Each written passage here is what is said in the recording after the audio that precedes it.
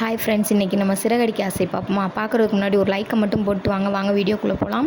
என்ன நடக்குதுன்னு பார்த்தீங்கன்னா, நம்ம ரோஹிணிக்கும் மனோஜுக்கும் டைவர்ஸ் கேட்குறக்காண்டி வந்திருந்தாங்களா. இன்றைக்கி டைவர்ஸ் கிடைக்கும் அப்படின்னு சொல்லிட்டு வந்திருந்தாங்க.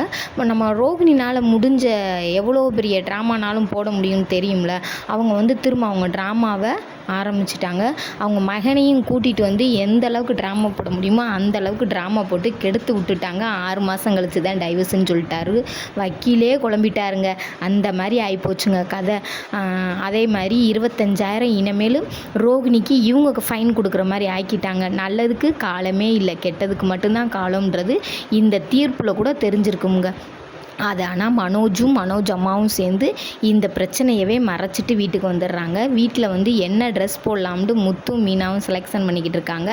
ஆல்ரெடி ஆளுக்கு ஒன்று எடுத்து செலெக்ஷன் பண்ணி முடிச்சிடுறாங்க. முடித்தோடனே அவங்க அப்பா வர்றாரு. எதுக்கும் நம்ம வக்கீல மாட்ட எதுக்கும் பேசிடுறா முத்து, என்ன ஏதுன்னு தெரியலை அப்படின்னு சொல்லி அவங்க அப்பா சொல்கிறாரு. சரிப்பா, நான் ஃபோன் பண்ணி பார்க்குறேப்பா அப்படின்னு சொல்லி முத்து ஃபோன் பண்ணுறாரு. ஆனால் அந்த அம்மா எடுக்கலை.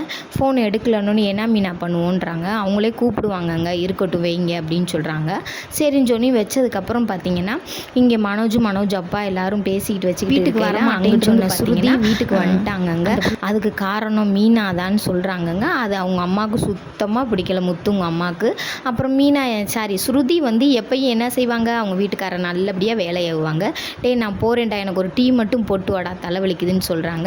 அப்படியே பார்த்தீங்கன்னா திரும்ப எல்லாருமே கிளம்பிட்டாங்க. கிளம்பி முடிச்சோடனே அந்த மனோஜுக்கு பார்த்த பொண்ணு தானே இன்னொரு பொண்ணு பார்த்துருக்கு. அந்த பொண்ணு வருது. எங்கம்மா பொண்ணு வீட்டுக்காரங்கன்னதுக்கு அவங்க வராங்க பின்னாடி, அவங்கள இறக்கி விட்டுட்டான், ஹோட்டலில் இறக்கி விட்டுட்டு தான் பெரியம்மா வந்திருக்கேன்றாங்க.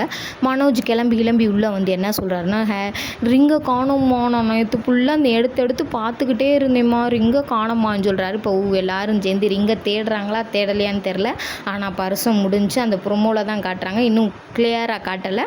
நாடகம் முடிஞ்சு. பிடிச்சிருந்தா ஒரு லைக்கை போட்டுட்டு பாருங்கப்பா.